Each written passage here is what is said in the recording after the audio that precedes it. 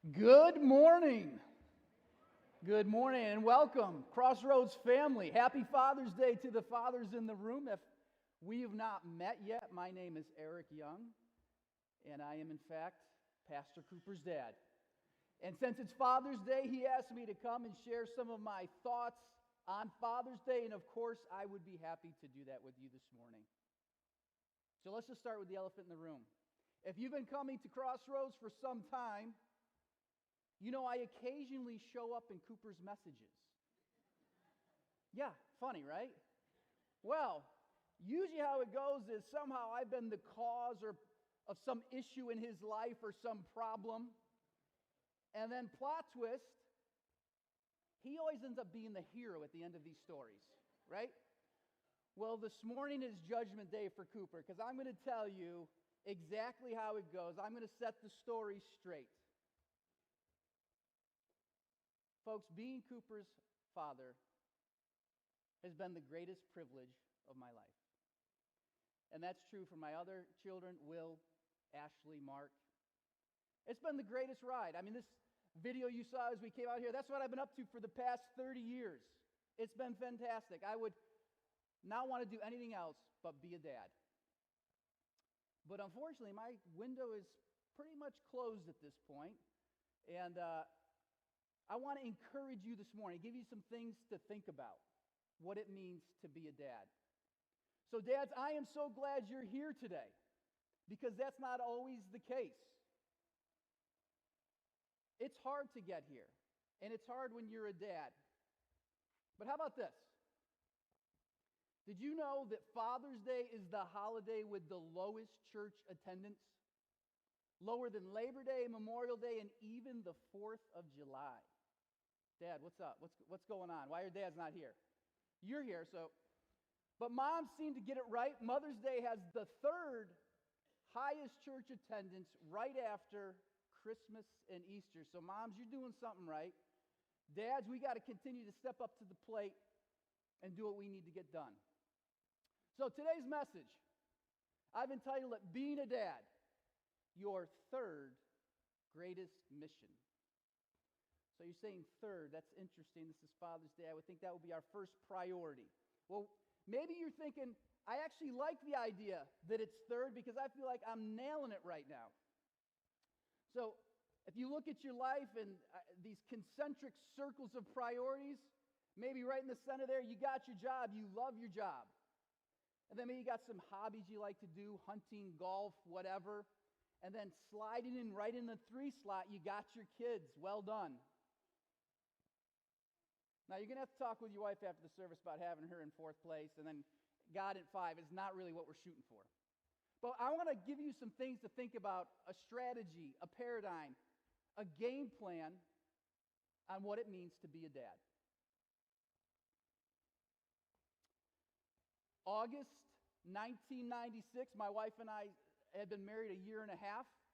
I was on staff with Young Life in Binghamton. We had our first son, Will. I can remember walking into our apartment. He was in this car seat. I set the car seat down in the middle of the apartment, and I just had this very overwhelming thought. Now what? Right? Like we all get excited to get married. We all get excited to have kids. But my question is, do you really have a plan for what that's going to look like? What are you going to do? Well, we'll start at a very good place. We'll start in the scriptures.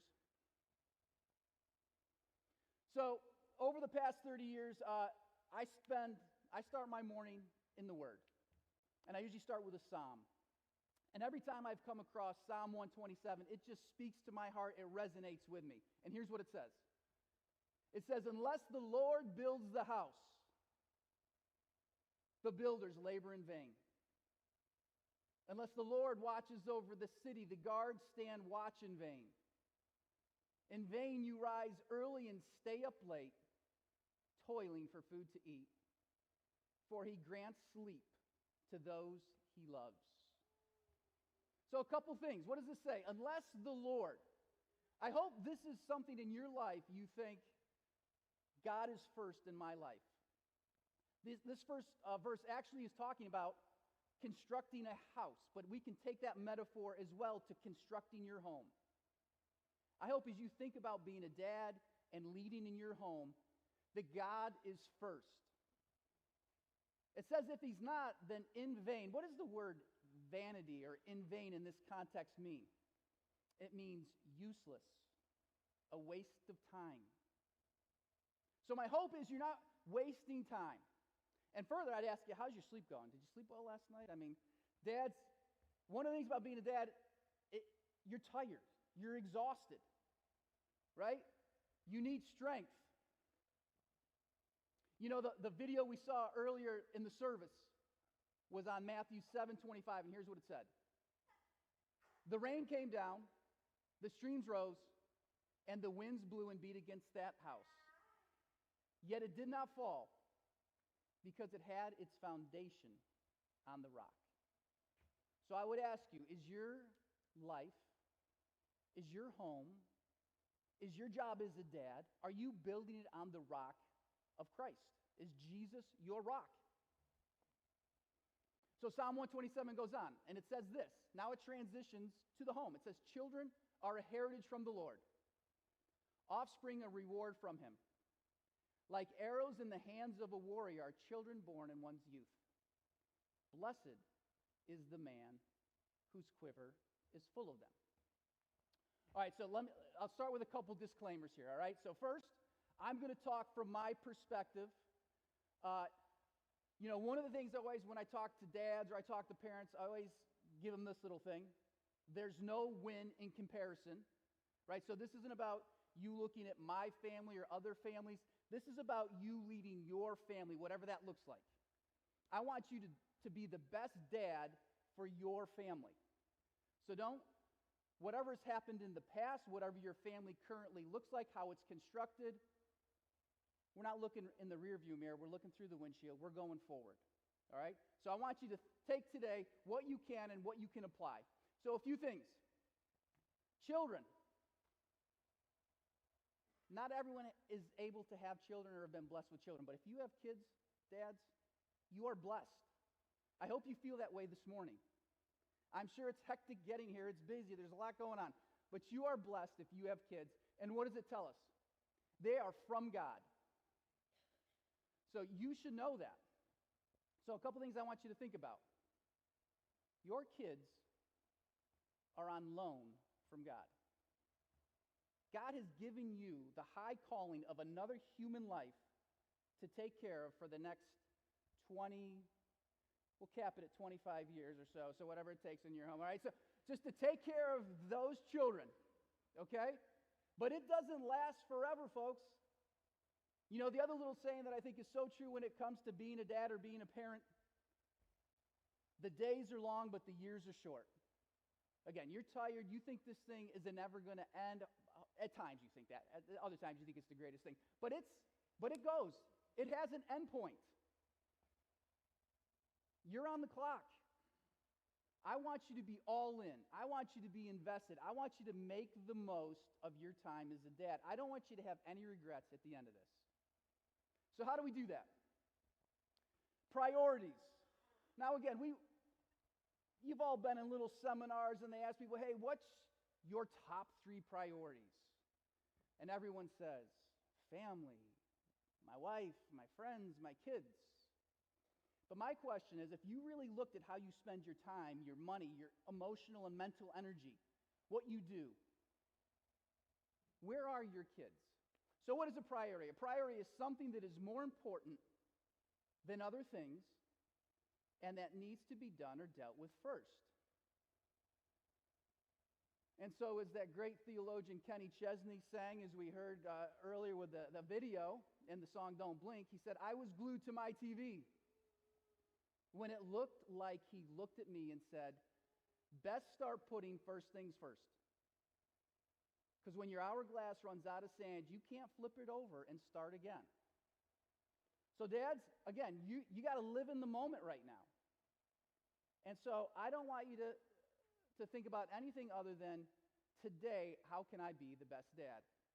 Now, for some older dads in the room, I put myself in that category. When I was first entering being a dad, a song that was popular think it was in the 70s. And maybe the younger dads know it. If not, you have an assignment. I ask you to go home and listen to this song, Cats in the Cradle. You will cry. It'll be great on the ride home. Let your kids see you cry. So it says this. It says, my son turned 10 just the other day. He said, thanks for the ball, Dad.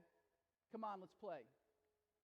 Can you teach me to throw? I said, not today. I got a lot to do. He said, that's okay. And he walked away, but his smile never dimmed. It said, I'm going to be like him. Yeah, you know, I'm going to be like him. And so if you're not familiar with the song goes on, and eventually the dad realizes, I would like to spend some time with my teenage son or my college-age son. But what happens? The son is just too busy, and they never really connect, and it's time gone, it's water under the bridge, and the son becomes the dad. So dads, this is a sad story. I don't want this to be your story. So as I said, today, the goal is no regrets. When you think about being a dad, I want you to have no regrets with what you're doing. So I'm currently 56 years old. And I saw a study recently of guys at age 55. They said, hey, what are your biggest regrets? The number one regret was this. I feel like I didn't get to know my kids well enough. I wish I'd spent more time with my kids. You know, this picture here, this is on my 50th birthday. So I took the kids. We hiked a mountain up in the Adirondacks. We sat at the top of the mountain. They had an opportunity to listen to me, give them some great life advice. They surely love that. But for me, 50 really is the pinnacle. And then you kind of hit that downward slide. So dads, before you get here, really work on getting to know your kids, because you don't get your dad years back. So again, thinking about your plan. So what's your plan? One of the greatest lies that parents all say is, I'll never be like my parents. Did you ever say that? And then one day something comes out of your mouth and you're like, whoa, that was my dad. Or that was my mom. And why do we do that? It's because we really don't necessarily give thought to a plan on how to be the best dad that we want to be. So as I said, what we need a game plan. So here's your game plan. We're going to take a look at these circles again, and here's what we're shooting for. God's in the middle. God first. Then your wife. Then your kids. Friends and family, job, and I don't care what you do after that. But really today we're going to focus on these first three: loving God. Why should you love God? First and foremost, it's why you were created. Purpose in life will help you get through the ups and downs of life, knowing what your purpose is. So dads, I would ask you this morning, and this applies to everyone, what is your purpose? If your kid came to you today and they said, hey, what's your purpose? Would you know how to answer that question? Well, for me, my purpose has always been the Westminster Catechism asks the question, what is the purpose of man? And the response is this: the chief end of man is to glorify God and enjoy him forever. For me, this has been my mission statement. This is my purpose, to glorify God in all that I do. So what does that mean? That means, do you have integrity in what you do? How do you treat people? Are you kind? Are you humble? Do you do things? Are you a person of your word? So you want to glorify God in all you do. And on top of that, you want to enjoy him forever. So why you were created, love God. Next, if you love God and you put him first in your life, dads, it's going to create the best version of you. One thing all dads want is they want their kids to not only respect them because they're their dad, but we really want our kids to respect us because there's something there worth respecting. There's some character, right? And the only way you're going to become that best version of yourself is to let Christ into your life and to transform who you are to make you the best version of you. So love God. Next, we all know this principle, right? Whether it's parenting, teaching, coaching, anything, more is caught than taught. You can say a lot of things, folks. And you can show up on Sunday morning and you all look beautiful today. It's great. But you know the people you cannot fake it with. Your wife and your children. They live with you. They live under your roof. They know who you are. They know what you're about. They know how you respond to challenges and if you get angry or not, and things that come out of your mouth. So more is caught than taught. You need God again. You know, this has been mentioned, I think, earlier in the service. You're a placeholder for God for your children. Dad, if you have small children, do you know when they look at you, you are creating for them their image of what God is like? Do they think God is an angry, yelly God? Or do they think God is a patient, loving, nurturing? At times, there's a time to be firm. But what kind of image are you creating for your children of who God is? And finally, that first bumper video that we watched about, the storms of life are coming, folks. Some of you are in a storm right now. There are challenges. There are hard things that come with being a dad, or just existing. And unless your life is built on the rock being Christ, if he's not your sure and firm foundation, then life can get pretty sketchy, pretty quick. I'll just share with you. So this past week I was in Quantico, Virginia at a Marines educator workshop.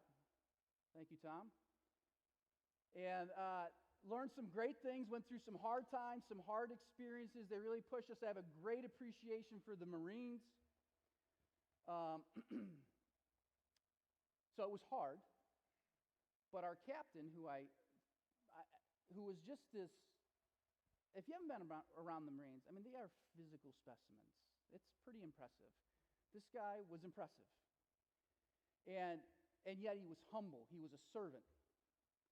And he was kind enough to drive me to the airport late Thursday night. And so we talked, and I asked him the question. I said, Captain, do you have any regrets in your life? And he said, just finalized my divorce 3 months ago. And started to tear up and break down. So here's this just tough, physical dude. And yet, some of his priorities weren't quite where they needed to be. And he said to me, and again, if you know the training they go through, it's rigorous to say the least. He said, this is the hardest thing I've gone through. So I go from that situation. I get up Friday morning, I go to the jail. I spend some time counseling with a dude. I'm not going to go in details. Just tough stuff. I exit the jail. I get in my car. I get a call from my best friend. Hey, my daughter just got admitted to the hospital for the next month. She has leukemia. She's got to go through radiation, chemo. Folks, the stuff just comes at you. Dads, it comes at you. And unless Christ is your rock, it's hard to deal.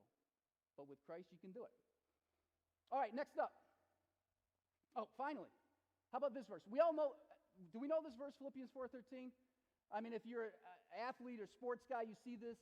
I can do all things through Christ who gives me strength. Well, that's what that's about. That's where you apply it, Dad. You can get through life with Christ as your strength. All right, so next up, loving your wife. We got love God. We got love your wife. I mean, is she not spectacular? Yes, yes.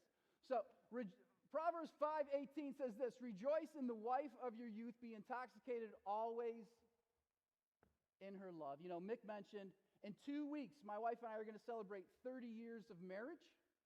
We're headed back to Bermuda where we honeymooned. We haven't been back. And guys, I can honestly say I love my wife more now than I did 30 years ago. And a lot of that has to do with just going through the ups and downs of life, sharing experiences, raising our kids together. It's the greatest thing.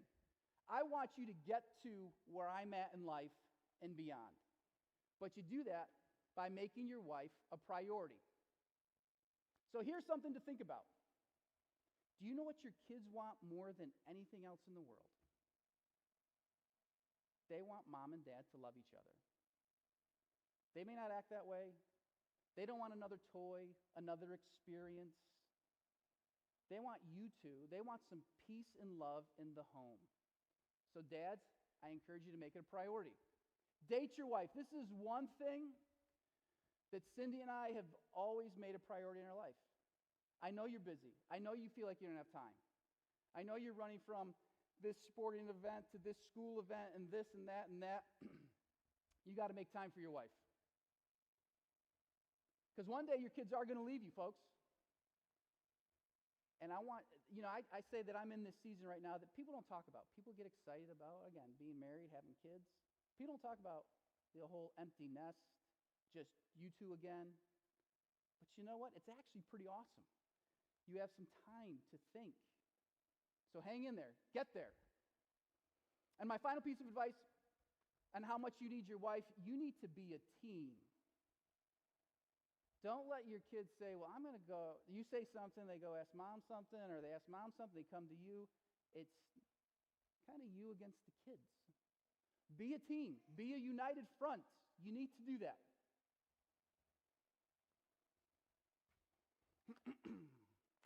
All right, Christmas 2003.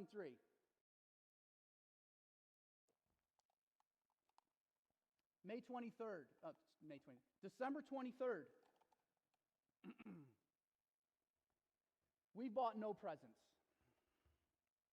Fortunately, we get a nice, generous check in the mail from a family member.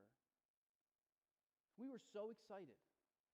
We went out and we bought all of our presents on December 23rd. Our plan was we will wrap our presents Christmas Eve on December 24th. So we wake up the next day. At about 10 in the morning, both Cindy and I starting to feel really bad. And basically, we both had either food poisoning or the stomach virus, and this thing got violent and ugly pretty quick. So we were down and out for all day Christmas Eve day. You pop in, I don't know, it's like Rudolph, let the kids watch some DVD all day. You try to sleep. You can't wait for them to go to bed, so they finally get to bed.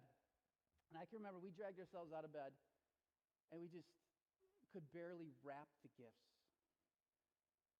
But folks, the good news is we got it done. Christmas was saved, and it was a great deal. But here's the thing. If I didn't have my wife there, Christmas would have been canceled. The funny thing is this picture, this isn't even Christmas 2003. We have no pictures from Christmas 2003. This is actually 2004 picture. That's all I could find. So you need each other. Take care of that relationship. So a couple things I would tell you. You can't love your kids the way you need to unless you love your wife. You got to love your wife. You can't love your wife the way you need to unless you love God. There's this order, this scaffolding, this orders of priority you got to do. And another one of my life verses is this. Seek first the kingdom of God, Matthew 6:33, right? It says this, but seek first his kingdom and his righteousness, and all these things will be given to you as well. I know there's a lot of details. You got a lot going on in your life. God first. All right, next up. The reason why you thought you were here this morning, let's talk about being a dad, kids. So how about this study? I want you to be intentional, dads, when you talk to your kids. You know, they did a study and they found that dads talk to their kids. Quality conversation averages out to 37 seconds a day. Not like, hey, get in the car, clean up your room, do what I say. Like you actually sit down with your son or daughter. For me, what this looked like when our kids were little, before Serendipity Cafe was Serendipity, it was the Hamlet. I would sit in the booth across from my kids, and I would say, hey, tell me about school. Tell me about your friends. What are you hearing? What are you learning? Tell me about what you're thinking about God. Dads, be intentional with your communication. Be available. My number one priority for me with my job, my number one criteria was job flexibility. Does this allow me to be at my kids' events, to be there when I need to be there, music, sports, school? Be available for your kids. Pray for your kids. I hope you do this. This is part of seeking God for your kids. Pray for your kids. The prayer that I always had for my children was this. I prayed that God would help them develop mentally, physically, spiritually, and emotionally. I pray that every day of their life. Pray for each one specifically. Dads, pray for your kids. Play with your kids.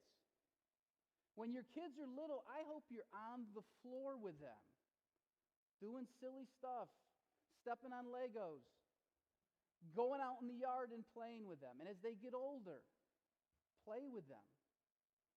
You know, someday, again, there's not going to be a kid out in the yard to toss the football with or the frisbee. So play with your kids while you can. Spiritually lead your kids. So what does this mean? Well, the fact you're here this morning, that's an awesome start. So good job. But also, make time to read the scriptures with them. Family devotionals, I know we get this picture in our mind. Let me tell you, family devotionals for us, someone's messing with dog, we're making faces. The worst offender was this kid sitting over here. So, but you make the effort to put God in the conversation, so please do that. This is great advice. When they're teens, get other godly voices in the mix. Have you noticed that teenagers sometimes don't like to listen to you, dads? Has that been a thing? Well, what we found is, and this was something we learned in a parenting class, and this is why young life and youth ministry is so powerful.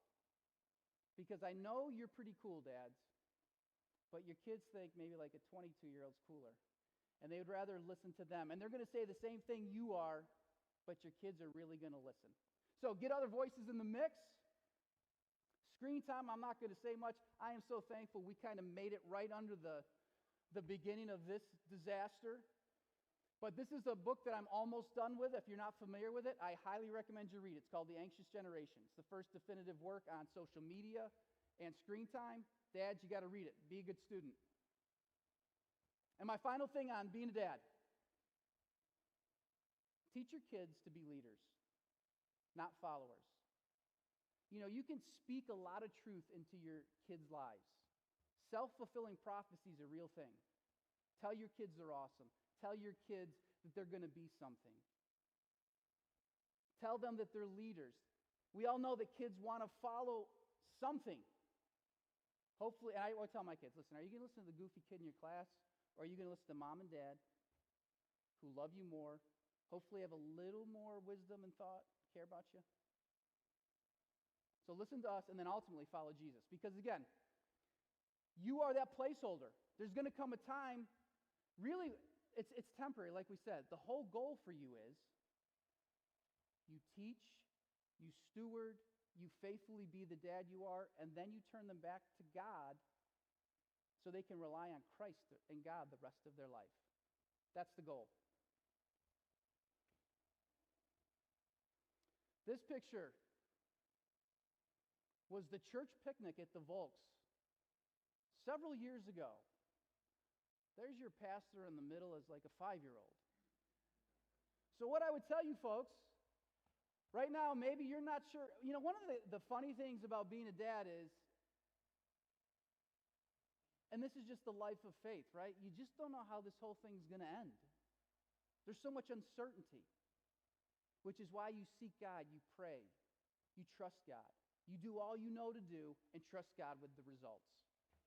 So what I would tell you is you can't love your kids the way you need to unless you love God and love your wife. So that's my goal and hope for you today. All right, final story. August 2000. My oldest son, Will, is turning 5. Does anyone recognize this? This is the Regal Cinemas in the old shopping town. Kids, if you haven't been to shopping town, it's a sad story. Anyway, if you've been there, you can picture you walk down this hall, and then to get to the theaters, you kind of go down this ramp that curves and curves.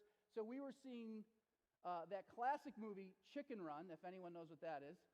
So Will's excited. We got the other two little kids. We're walking down the ramp. And this image that you've been looking at all morning. This is what Will and I, we do this all the time. So I grabbed his two hands. He held on to mine. And I just started spinning him around as we're walking down the ramp. You know, and just trying to have fun and make the best. And I don't know why, but somehow he slipped. And he just flew. And as he went, that ramp was going down, so he just kept gaining elevation. Sounds funny until The landing was not pretty. He popped up with just this horrified look on his face. Like, Dad, what did you just do? He was horrified. Like, why did you hurt me? His teeth were gone.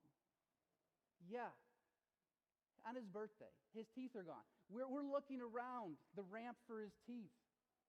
They weren't there. They had been pushed all the way up into his gums. It was ugly. But again, for me, the look on his face of, Dad, why did you do that to me? And the truth of it was, I just got distracted. My hand slipped for a little bit.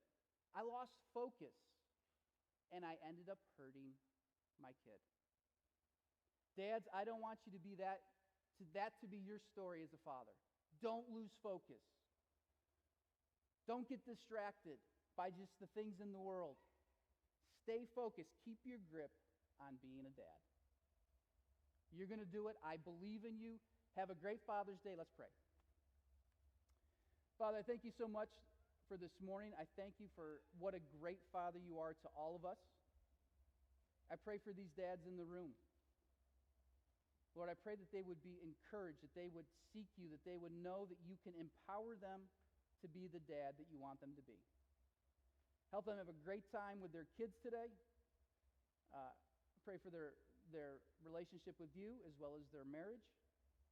And I pray for their children. May they come to know you and love you. In Jesus' name, amen.